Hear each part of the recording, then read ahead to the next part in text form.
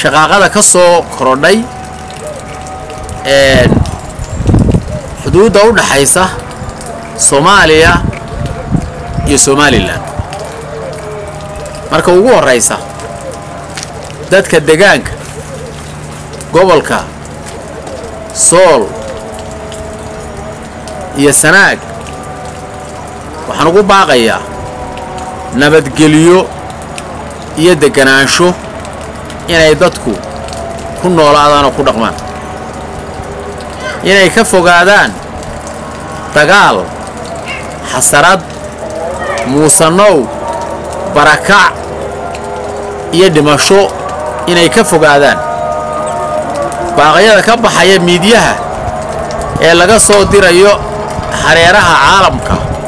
ee ku wajahan arrinta ayaan uga digayaa deegaanada anigu waxaan ahay Suldaan Siciid Yuusuf Ducaale oo ka soo jeeda gobolada bariga siiba gobolka Sanaag magaalada Ciilaf Weyn iyo Garadag deegaanadaasaan ka soo jeeda waxaan ka soo jeedaa deegaano in badan talinayay oo gobolka meel halbowlaha kaga yaala oo colaadiisa iyo nabadiisa wax ka qaban kara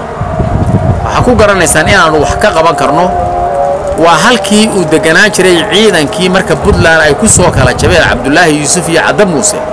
waa halkii ay deganaan jireen ee markii dambena dib uga celisay ee markii dambena colaadoodii damisay ilaa iyo qarniyo saasay u shaqeynay oo aanu nabadda iyo colaadda iyo deganaanshaha uga shaqeynay qofba qof buu dhiibay maanta deegaanka waxaan ugu baaqayaa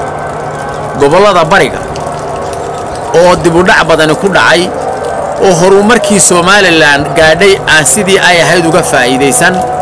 oo dadkoodii wax garadka ahaa iyo dadkoodii siyaasiyiinta ahaa badankoodu ma wadahay ay gabeen inaan colaad kale iyo muusanow kale iyo arrin qabiil la gelin ayaan aad u soo jeedinaya uga digaya inay ka fogaadaan ta kale waxaan ku taageeraya ama hambalyo ugu soo jeedinaya qaabka uu u shaqeynayo madaxweynaha Somaliland Muuse Biixi Cabdi ee aad moodo inuu qaab dawladeed oo adag ilaa iyo hadda uu ku shaqeynayo ayaan isagana aad ugu tahneedeynaya waxaan cambaaraynayaa madaxweynaha Soomaaliya Cabdullaahi Maxamed Farmaajo oo ku fashilmay dawladnimadii lagu wareejiyay iyo sidii uu dhamaanta ahayd ee reer Soomaaliya ay u dhamaayeen markay Muqdisho joogeen ee loogala soo dhex baxay ee la bidayay inuu yahay nin wax bedelaya ee lagu wareejiyay dal dhameystiran oo uu ku wareejiyay Xasan Sheikh ninkii la oran jiray isaga ka horeeyay aad moodo inuu ku fashilmay oo uu ku bilaabay kala kooxayn iyo xadhig iyo dil iyo dirays uu ku fashilmay maantana ogaadeen halkay marayso ayaa wuxuu doonayaa indhaha caalamka inuu ka jeediyo oo uu ku soo dhuunto Puntland oo uu isir u sheeganaya beenbeena oo aan markii horeba lagu dooran oo gobol dhul deganaa oo sida Somaliland oo kale uu kiciyo waxaan uga digayaa horumar ugama baahna Somaliland waa dal degan dadkeeduna waa dad degan waa dad dagaalada dhexdooda xalilay waa dad isku tashaday inaanu maanta keenin haddii dadkeedu keenayo in ceel daahir laga soo qaado wado oo la soo gaarsiiyo Sanaag waanu garab taaganahay dadka iyaga u diyaara dadka deegaanka u diyaara waxaan leeyahay yaanay noqonin wax shaqaaqa ah oo nolol ku soo dhuunto oo indhaha caalamka iyo waxa ka dhacaya Muqdisho oo ku fashilmay inuu ku soo jeediyo oo uu muusanow ka bilaabo uu ku kicinayo dadka gobolada degan Sool iyo Sanaag ee ehelka marka ugu horeysa Sool iyo Sanaag waa gobol la wada degan yahay matalan Sanaag oo aan ka soo jeedo iyo Sool oo ah gobolada aan deegaanka dhow la leeyahay ama aan ka tirsanay madax dhaqameedkooduba waxay maareeyeen muddadii 27 sannadood ahayd ee dalkaas la soo noqday midnimadiisa dagaal sokeeyo oo dhaca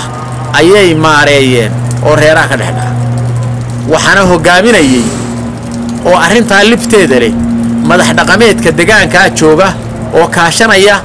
marba dawladda Soomaaliland ciddii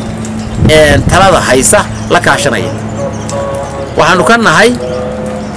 waa talada powerfulka dadka halka jooga dhaqankoodu ee aan ka mid ka ahay mar walba waxa leeyahay wixii aynu baranay waxaynu ku dadkeena ku kala heshiisiin jirnay sidaynu dadkeena u dhaxgal jirnay halkeeda ka wadno waxaan kala sheegayaa dadka Puntland ee lagu soo dhuumanayo waa dad aanu deegaan leenahay iyo xuduud dheer haddaan nahay gobolka Sanaag iyo Soolba wadadaanu isu guurno oo deegaantu marba dhinaca ay qabato dhinaca kale loo guuro oo marna aad arkayso dadkii soo deganaa Puntland oo xaggan gudaha soo galay oo ilaa iyo gobolada kale soo gaaray intuu Sool iyo Sanaag soo dhaafay marna sidii abaartii roobada kale gudaha la galay oo la soo dhaweeyay oo la iskaashaday oo la iswaraabiyay oo dadku isu soo dhawaaday oo dadku wax istaray ay arkaysa waxa soo dhan baa la rabaa in la baabiyo siyaasiyiinta dibadda ka qaylinaysa gobolada ka soo jeedana waxaan leeyahay ka waantooba kicinta dadkiina iyo hanjabaadaha iyo muusanowga wadaan annaguna waxaanu ka shaqayn doonaa oo anigu aan ka shaqayn doonaa mar walba inaanu baqtiino colaad laga soo cusboonaysiyo oo la soo dhoofiyo oo dibad laga keeno mar walba waa ka shaqayn doonaa annagaana kula ahaan doonaa wabillahi tawfiiq